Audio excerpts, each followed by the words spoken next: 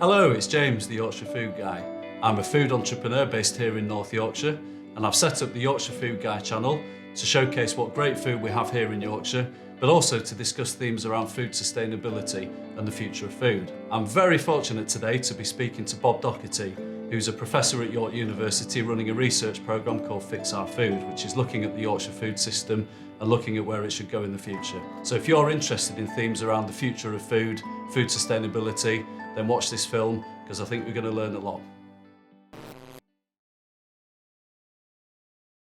Britain is too fat and is getting fatter, and doing nothing is not an option. We produce a huge amount of food waste in the UK, 10 million tonnes every year. There are people queuing up out there for food on a Sunday. They've come, and some of them may have come from many distances. The variety of plant and animal life in the UK is so depleted it could cause an ecological meltdown. We are responsible for this. I don't see how anyone can make farming pay. The Amazon is being destroyed so that you can eat beef.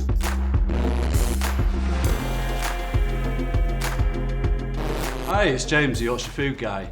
I'm here today at York University with Professor Bob Doherty. Bob, would you like to introduce yourself? Thanks, James. So I'm Bob Doherty. I'm Professor of Marketing and Agri-Food here at the University of York. Been here actually since 2012, and I run a large research programme which is based on the Yorkshire food system called Fix Our Food, and it's great to be here. The defining theme of our generation and our children's generation is going to be climate change. Rather than studying vertical farms in other places, we're running one ourselves, working out what it takes to run a farm like this. We really want to transform how school foods look to promote healthy school foods that also benefit planetary health. What's the aims and goals of Fix Our Food as a research programme? Fix Our Food is a 5-year programme, and our aim is to, by the end of 5 years, is to see a rapidly transforming Yorkshire food system. So a better diet for young people in particular in schools, more business models that do things in a more social and environmental way, purpose-driven, and also working with regenerative farmers to scale up farming that is more environmentally sensitive, reducing greenhouse gas emissions, etc. So it's really across the food system we're working. We're working with other universities as well, University of Leeds, which is also based in Yorkshire, and other universities in London and Oxford, really coming together, different brains from different disciplines to transform the Yorkshire food system, to make it a better system for everybody who lives and works in Yorkshire. So there are similar kind of sister programmes going on nationwide then, are there? Yeah, so our funding comes from what's called the Transforming Food Systems Programme, which is part of the Strategic Priority Fund in UK government, because they realise there are some problems in the food system. Many of us don't realise that our food system is under threat. The natural systems that we rely on to grow our food are beginning to buckle under the pressure of our increasing demands, unsustainable practices and climate change, whilst allowing 1 in 9 of us to go hungry every day.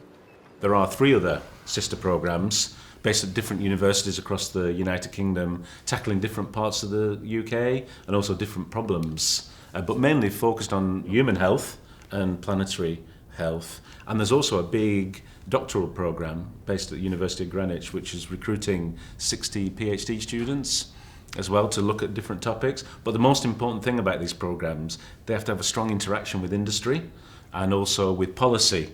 So if you look at Fix Our Food, and I can talk about this in a moment, we have strong interaction with local businesses here in Yorkshire, local farmers and local schools. And I think any research, you have to do, it's very action orientated. So we're doing research with people at grassroots and on the ground. Brilliant. So it sounds like in a nutshell what you're trying to achieve is to look at the Yorkshire food economy as a whole and look at how it can be transformed for the better for both human health and the environment. That's what we're doing, and it's based on a number of problems.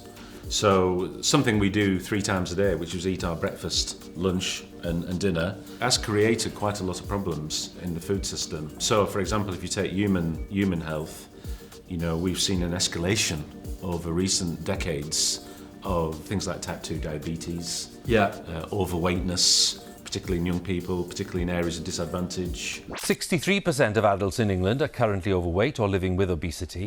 We're the fattest nation in Europe. 60% of the adult population in the UK is overweight or obese, and we're facing a major public health crisis. Extra weight piles on extra pressure. And that can't continue because it creates quite a lot of cost for the economy, and for the National Health Service. So we're actually spending a lot on dealing with the poor diet that we have. So when we talk about human health, that's what we mean. It's trying to go to more of a balanced diet. Secondly, in terms of environmental health, we've seen, and I think it's probably due to intensive agriculture, a kind of reduction in biodiversity. So if you just take the bird species in the UK, we've got 43% of the bird species that we had 30 years ago. Wow. So that's significant. Starling numbers are down 60%. Half of our skylarks and the once ubiquitous house sparrow have now been lost. The main reason we're losing the birds is where we're producing our food. The farmland across Europe has become much more inhospitable to bird populations and other wildlife. The loss of these common and abundant species has cascading effects upon the ecosystem, where systems are changing so rapidly that they won't be able to sustain us. They won't be there to provide our food, to regulate our climate. Plus, we're seeing a lot of degradation of soil. So soil is something that we need. It's like the substrate for growing. You need the soil. And we're seeing in the UK about a third of soil degraded and compacted. So it's affecting yields, it's affecting carbon sequestration negatively. So that has to change, that has to be reversed. And also we are seeing, we've only got, I think the figure is that we're only 23% of our watercourses you would want to swim in. So why do you think we've got to a stage where all these things have become a problem then? Why has land management got to a stage where, kind of soil health's been so badly impacted? Is that to do with methods of agriculture that we've just been using in the past that maybe we need to change going forward? Or what we're not doing now that we need to be doing more of, do you think, in the future to be more regenerative? Yeah, it's a good question. I went to agricultural, you went to universities to study agriculture, and we were studied very much to increase yield. That was the kind of what it meant to be a good farmer. And we probably didn't know the consequences of that at the time in terms of soil degradation, in terms of heavy chemical inputs. Nitrogen, fertilizer is obviously creating a problem in watercourses. So going back to what I guess what we can do in terms of soil health is we can obviously have better crop rotation. Yeah. So we can have cover crops. So that simply means not planting the same crop year to year in the same place, does it? Yeah. So rather than having a monoculture, which is wheat, barley, that kind of thing, where you have different crops in different years, you might have a lay crop, like a nitrogen fixing crop.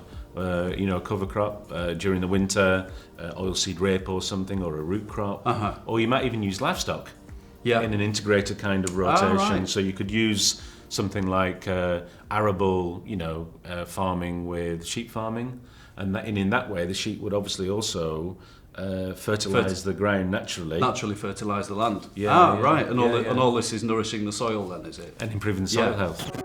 By rotating crops across their fields from season to season, organic farmers add biodiversity and increase resilience in their operations.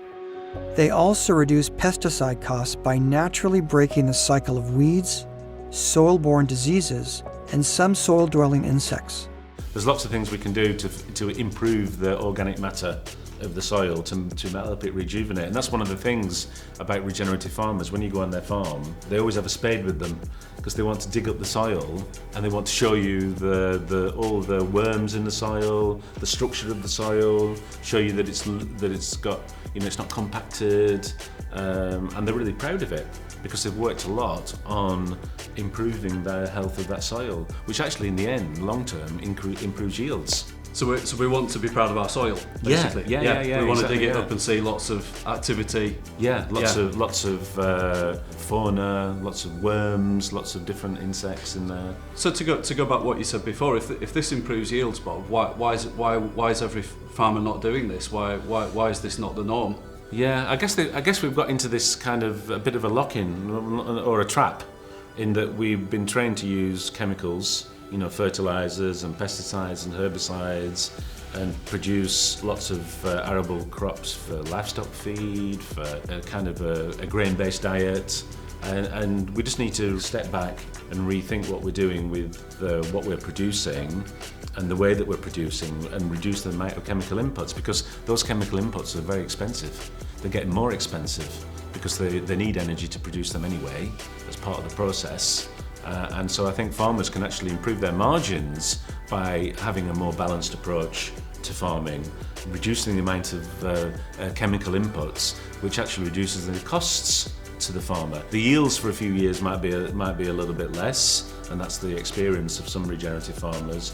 But over time, once you improve the soil health, things start to recover and increase again. And at the same time, they're improving the margins because reducing the costs. Yeah, so it sounds like there's a short-term investment in time and possibly money to get to a farm which is more productive eventually. Wouldn't you want to do that as a farmer for your family who want to take over the farm? That's the experience in the United States, is that it's also a motivation for succession on the farm, is having a farm that's also producing for the long term. So the system really needs to be in the future one that provides better yields, can feed the population better, make the farmer more money, and be a good custodian of the environment. Completely, yeah. Absolutely right. Yeah. And it's the future, for future generations is an important point you make. Fantastic. But you mentioned livestock grazing before. So meat eating is very in focus at the moment in terms of its carbon footprint, and this is an area that we're covering in a series of films, and what we're looking to do is cover it from all angles. Sure. But what's your personal view on the role of livestock in agriculture and meat eating? Is it something we need to move away from, or is it something that's I think always going to be part of the equation? It's a good question, and obviously it's a big debate. And I talk to farmers about this. I talk to industry about this. I think we need a food systems approach. So when I talk about a food system, I mean everything from farming to consumption to the use of waste, and all the impacts on that, socio-economic, environmental, and all the outcomes in terms of food security, in terms of environmental health, etc. So I think we can all do our bit. I think we do need to move to a more balanced diet. So I think some people do eat too much meat. It's difficult to tell them that, but actually we do need to have things in more balance. We do need to eat more fibre, more fruits and vegetables. So as consumers, we can do that. But then that would also have an impact on farming as well, because then farming would have to produce more fruit and veg. It would also have to produce more pulses, more peas and things like that, which we can do in the United Kingdom. Mm-hmm. Traditionally, since the Second World War, our main means of consuming pulses has been in the form of baked beans. The big efforts that we're trying to make is to encourage people to think of beans, peas and lentils as something other than that. So I think as long as production responds to consumer trends, then we can gradually move to a more balanced diet. And you can look at places like Canada where they've reduced their meat consumption over time and moved to a more balanced diet. And I think that's a good thing. People often look at livestock as a way of reducing greenhouse gas emissions, but we can also reduce greenhouse gas emissions by producing less food waste. We can also do it by innovations in manufacturing and processing, distribution, better refrigeration. There's all things we can do right across the food system. So I think you need to take a systems approach. I don't think we should be eating no meat, because there are problems with micronutrients and deficiency when you come to try to do that.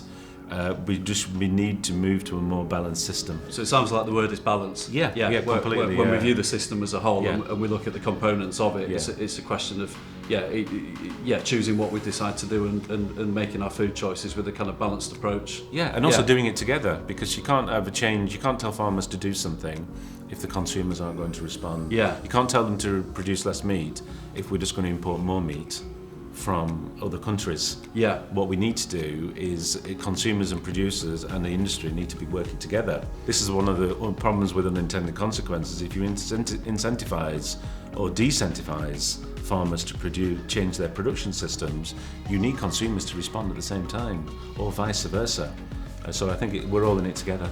Yeah, because I mean, I'm guessing some of the change that you'll be identifying as a research programme will need to come from possibly some government regulation. But it sounds like what you're saying is the best way of making positive change is people understanding the food system and connecting with it more and making their food choices based on a little bit of knowledge around food and what's good and what's not so good. Is that correct? Yeah, and also realising there's no silver bullet. So you can't, and let's stop this blame game of blaming consumers or blaming farmers. We need to all to work together. And that's what we're trying to do in Fix Our Food. We're trying to bring young people together with farmers. So we've got farmers talking to school children about farming. We've got films being made. We've got actually encouraging schools to grow their own food. Wow. There's all sorts of things that we're doing to try and, because there is a disconnect. There is a disconnect between consumers and farmers, and we need to increase the understanding of the challenges that face both. I think Jeremy Clarkson's done a good job on that, actually, hasn't he? Farmer friends of mine have said there's nobody who's done more for people's awareness of farming than he has in the last couple of years. And he speaks from a point of practical knowledge. I have absolutely no clue. Because he's running a farm. He's there doing it. Yeah. And I think that's important as well, is that it's not easy. It's not easy, being a farmer, and it's not easy being a consumer because you've got all this bombarded with all this information. So I think there needs to be more connectivity between the different parts of the food system. Yeah. And that's why in Fix Our Food, we take a systems approach. We don't just look at one part of the system in isolation. We look at it holistically as a whole. And I think that's a problem in the past. We've done research that's very siloed. That's been very compartmentalised, and I think government departments to a certain extent are quite compartmentalised and don't work together, and they need to take a more kind of joined up so have a conversation with all the kind of stakeholders in the food system to find out the best way forward. Yeah, and have more kind of coherent policy making. If you look at government, most of the food policy it takes place in DEFRA, Department for Environment, Food and Rural Affairs. But actually, if you look at government, I worked it out, it was about 24 government departments and agencies that their policies impact on the food system. Yeah. So there needs to be some cross-government. Imagine how much communication there is between those 24. Well, exactly, I won't comment on that. So. Yeah. I won't ask you to. So one thing that, just to pick up something you mentioned before is around food waste, Bob, because this is a bit of a personal passion of mine, and I think there's a shocking statistic, isn't there, that 30% of all the food that we actually produce ends up wasted. Yeah. So that's food that not only has the cost of production associated with it, so it's bad for the economy, but we've also got the carbon emissions, all the other emissions that go into agriculture that will have been wasted. Sure. And then and obviously another 30% of food has to be bought to replace it if it's wasted. If global food waste were a country, it would be the third largest emitter of greenhouse gases, just behind China and the United States. Yeah, I found that a fascinating subject because it seems like a very quick win, doesn't it? That if we reduce less food, we're going to proportionally reduce our impact. Is that correct? Yeah. I think there's food waste right across the system. I mean, that's the thing about food waste. It doesn't only take place in our homes, although a lot does. It also takes place on farm. It also takes place in retailing and processing. We're involved in quite a lot of projects that help farmers to harvest at the right time, so that things aren't going to ripening too quickly. In terms of fresh produce, there's lots of things we can do together from a technological perspective, but also from a behaviour perspective, to reduce the amount of food waste we create right across the system. I think it's like thousands of slices of bread every day are wasted, and so we need to get better at reducing the waste, but we also need to get better at what do we do with that waste. Yes. How do we become more circular? How do we become more resourceful in making products from that waste? By using thinking of waste streams as a resource. The food waste is transferred into a much larger container and is then collected and delivered to Geneco's state-of-the-art anaerobic digestion facility in Avonmouth. Geneco turns this organic waste into useful products, such as nutrient-rich biofertilizer and renewable energy in the form of biomethane and electricity. I think that's the next phase for UK industry. It's more bioeconomy, more, we've got a project here at the University of York called Yorkshire, which is all about circular approaches, and I think there's a lot of innovation, actually a lot of skills and jobs that could be created in that sector. Through reusing waste streams, Well, actually, one of my businesses, Sturdy Foods, has been experimenting with using spent grain from the brewing process. So when beer's made, the sugars and the carbohydrates that go into the beer, and then the grain that's left at the end of it normally goes off to animal feed. Sure. But when we analysed it, it's really nutritious. It's very high in fibre, high in protein. You know, everything that you mentioned before about the things that are lacking in people's diets. So to us, it seemed crazy that you've got this really nutritious food source that's then going off to landfill. So we had a look at potential applications for it and found out, well, actually, it can potentially be used in the pizza. So we developed a pizza partly using spent grain. That's brilliant. And it's fantastic. So it tastes great nutritionally. It's superior to a standard pizza. So that's one example. But what other examples are there where potentially we've got waste in the system where we can reuse it or repurpose it? Yeah, there's loads of examples and a lot of work being done on new projects as well, because I think I do see this as a big part of the future, particularly in Yorkshire, because we've got a lot of expertise already here. So you could, one of my favourite beers, I'll talk about beer because you mentioned beer, is a beer called Toast Ale. 44% of all of Britain's bread is going to waste, and that has to be stopped. Our mission is to save as much of that unsold bread as possible and instead turn it into great tasting beer. When you see all those sandwiches that are in the supermarket that you can buy for your lunch, you never find a crust in the sandwich. So the crusts are always cut off, and they're a waste part of the process. So they use the crusts to make this beer. So they're making beer from bread? From bread, yeah. So that's the exact opposite of what we're doing. We're making pizza from beer. They're making bread from beer from bread. Yeah. That's fantastic.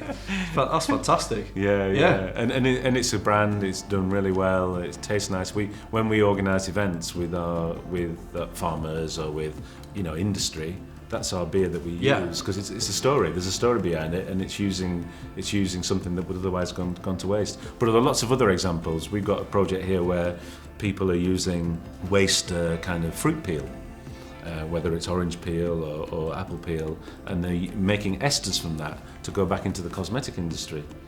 So there's all sorts of industries, not only food, where you can actually use these waste streams to add value in another. I mean, coffee granules. Look at all the coffee shops in the UK now. You can use the coffee grain, the coffee waste, the granules that are wasted, to actually, some people use them on mushroom farming. To grow mushrooms, Yeah, it's a little bit of a pet project of mine, actually. Yeah. I mean, I think this is the future. It really is the future, because I think there's a lot of innovation, a lot of interest in this.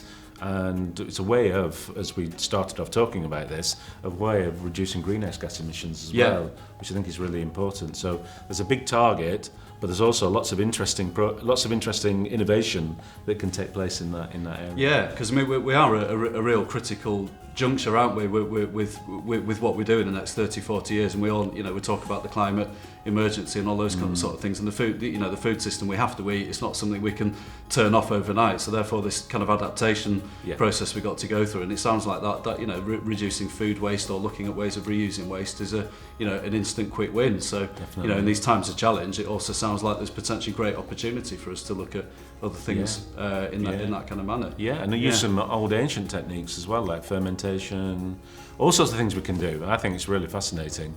And we even here at the University of York are developing an A-level with York College all around the bioeconomy, because we really do think, we're passionate about it being part of the future. So that could be a subject that people study at A-level in school? Exactly.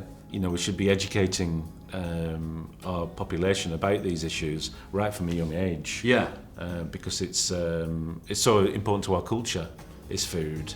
And a diet for a young person is so important. A good diet, it's their foundation, really. Oh, absolutely, yeah. Important. So I think we need to do a lot more, and you'll see this in the National Food Strategy. I think a lot more in the curriculum, a lot more in schools around getting kids interested in growing, just making it more interesting and removing the disconnect. That milk comes from cows. This is how you get this pizza. This is how this is the grain, how the grain grows to make the pizza. And potentially educating people about what the impact of their food choices might be as well. Completely, yeah. And giving them the information to actually empower them to make better choices.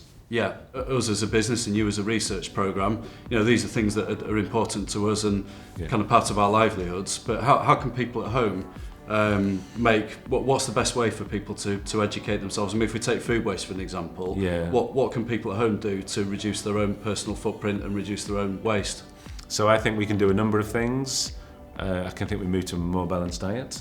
That's a kind of key important thing. I think we can also look at how, I think we do need more information and more easily understandable information as to what's the production system that's led to what we're buying. And certification can sometimes be a good proxy indicator to something that has better social impact, like fair trade, for example, fair trade label, or something that meets certain environmental standards. I think in terms of food waste, I think we could be more thrifty. I think we could be less wasteful ourselves. We can do simple things like keeping the bread in the fridge. One of the two things that get chucked away a lot in the United Kingdom are milk and bread. Milk and bread, get chucked away a lot. And also vegetables and fruit gets chucked away a lot because they're perishable. And you just got to keep them in the fridge or use them in something else the next day. So there's lots of different things we can do. We've probably forgotten how to do those things because we're not really taught those things at school. I don't want to be preaching to people how to kind of manage their own fridges and their own larders, but I think there's some simple things we can do. Well, one thing I found very interesting was you've got a project in York City Centre, haven't you, which is around urban farming? Yeah, we decided as part of Fix Our Food to set up a vertical indoor farm in the centre of York, really as an intervention, and we've been experimenting in it with different crops, with microgreens, spinach, herbs, all sorts of different things, just to get the optimum conditions right. In Grow at York, we use aeroponics technology, so we don't use soil. We rather spray the plant with a mist of water and nutrients, and this makes the plant healthier because they have more access to oxygen and they grow significantly faster. So comparing with traditional farming, we have 90% less fertilizers and water and 30% less than hydroponics. We're harvesting twice a week. We're supplying local restaurants with the produce, so they're only some of them are only 30 metres away. So they're on the doorstep. They're on the doorstep, and this is based in Spark York, in the middle of York. But there's lots of interest in the produce from food banks, because if you know about food banks, they mainly are providing processed food. Bags of pasta, tins of tomatoes, tins of tuna for people who are struggling. And what we wanted to do was try and use some of the produce to offer fresh produce as well to the local food bank in Spark, and we want to do more of that. Then there's a connection here, because I think we do need to also look at food insecurity in the UK. We've presided since 2008. We've presided over the increase in food banks from about 60 food banks to about 2,300. According to one of Britain's biggest food bank networks, the Trussell Trust, a record 2.5 million parcels were given to people in crisis last year alone. And the 6-year trend isn't any better. I mean, there's more food banks than there are McDonald's restaurants in the UK. So it's a problem that's got worse, not better. It's a problem that got worse. And it's not just about the food system, it's also about conditions of work, 0 hours contracts, lack of wage inflation. There's all sorts of reasons. And if you walk through some areas of some cities, you struggle to find a place to buy fresh produce. You walk past X number of takeaways and X number of small convenience stores that don't have fresh produce in them. So we have a problem with making a healthy food accessible to people. And available. And also processed food is cheaper in some contexts. And that can't be the case. We've got to change that somehow. So it's actually cheaper to eat badly than it is to eat well. Yeah, to go and get a big pizza, which is full of lots of calories. And I'm not trying to preach to anybody here. I just know the situation. I make pizzas, Bob. So Yeah. Maybe just use another example. Maybe if you get a highly processed product, like a ready-made meal, it might be full of salt, sugar. Yeah. It's full of lots of unhealthy ingredients. So it's cheap, but it's not It's cheap, but it's not good for you. You can feed a family, so you can see why people might go for a big lasagna or something. And you can see why they would do that, because it can feed a family, and people are stressed. I was going to say the impact of that's got to be huge, hasn't it? Because there can't be anything more important than how well we feed ourselves, and nutrition levels and things like performance in schools. I'm sure must be related to how well children are eating, and if the diet's poor, surely that's a very bad starting point for kind of performance. So it feels like a kind of negative feedback loop in that sense, doesn't it? If nutrition's poor and people are not eating well and they can't afford to eat well, then it's more likely to potentially keep them in the situation that they are. And we've got a lot of inequality in diet as well. So if you look at some of our cities, particularly the disadvantaged areas, we see a rising problem in terms of overweightness. It's getting worse, it's not getting better. I think the pandemic has added to that. 2 years where people have not been doing the same activity as they would have previously done, and eating poor food because it's not necessarily accessible or available to them. I think we have to reverse that, and we have to have interventions that reverse that, and we have to tackle it head on. We can't, and the industry's got to improve what it does as well. It's got to produce more consumer choice. It's got to add to the free market, and it's got to do it in an efficient way. Yeah, and nudge people into eating better. Yeah, most definitely. Fascinating. Just to pick up something that we briefly touched on before was about the idea. In fact, we spoke about it before we started the interview, didn't we? The idea of buying local. Sure. And is it a myth that buying local is better? Yeah, I mean, there are obviously some things you can't buy local, like bananas, for example. You can't grow bananas in the UK, and it's Britain's favourite fruit. But there are a lot of things we can buy locally that we don't buy locally. And I think that there needs to be more of emphasis on local supplies. Lots of studies to suggest that if you buy locally, local seasonal produce, local produce from local farmers and local producers, that it keeps more money in the economy locally, rather than going to shareholders as some big supermarket retailer. And not by an insignificant amount from what I can gather. No, exactly. And also, particularly in public food procurement, I think if we can change, that's one lever that we can change, and their government could recommend that big institutions like hospitals, like schools, like Ministry of Defence, prioritise buying locally from smaller businesses, as long as they have the capacity to supply. And I think that will create more jobs, and improve skills levels in the local economy, would keep more of the economic value within the local economy, and also improve social impact as well, and environmental impact, because you're reducing distribution costs, you're also reducing potential greenhouse gas emissions from transport. Food miles. So there's lots of benefits from actually buying locally and having a more shorter supply chain approach to the way that we organise our food system, particularly around seasonal produce in Yorkshire. Yeah, so buy local. That's another practical bit of advice. Yeah, definitely. And there's loads of great produce, and I think there's been a rejuvenation of growing particularly of fruit. I think top fruit in Yorkshire, hopefully, because we've got the perfect conditions to grow it. So grow top fruit? Yeah, things like pears, apples. I'd like to see more of a kind of a rejuvenation of horticulture within the Yorkshire food system. So rather than fields full of kind of oilseed rape and things that we can actually practically put on shelves in a local way. Yeah. Because we've lost a lot of varieties over the past few decades, and there's a good market potential.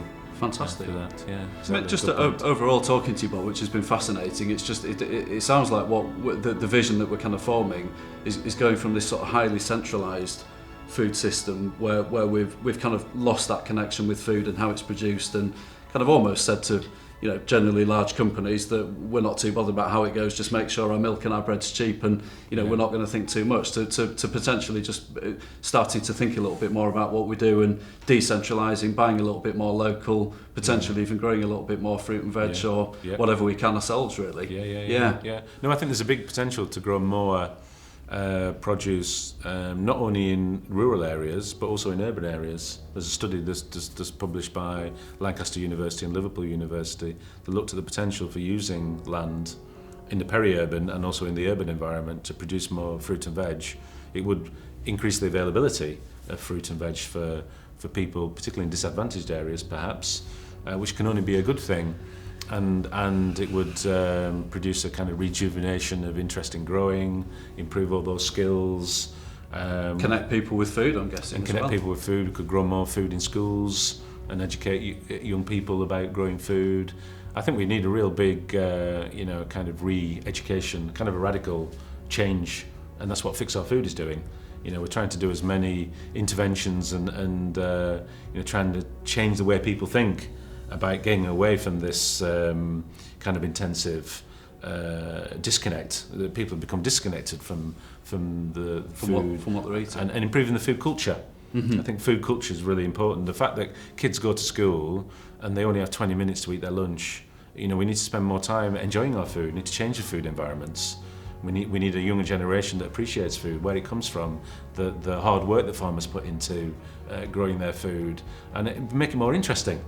Diversity is really important, increasing the diversity of what we grow, increasing the diversity of choice, being able to buy more local, and also actually it will make our food system more resilient. So creating a respect around food and not just seeing it as a commodity and a fuel. And being more, what's the word I'm looking for? Being more diverse and being more local actually makes us more sufficient and more resilient. Well, it's been an absolute pleasure talking to you, Bob. Thank you very much. Thank you. Really interesting. Well, thank you for taking the time and having this great idea of doing the blog series. So I found it absolutely fascinating talking to Bob today. There was so much that we covered and so much information, and I think there's going to be loads of content for future films to delve into certain subjects in a little bit more detail, particularly things around the urban farming, this concept of decentralising the food system a little bit, reducing waste. So if they're all themes and things that you find interesting, then please like and subscribe to the channel and look out for future films.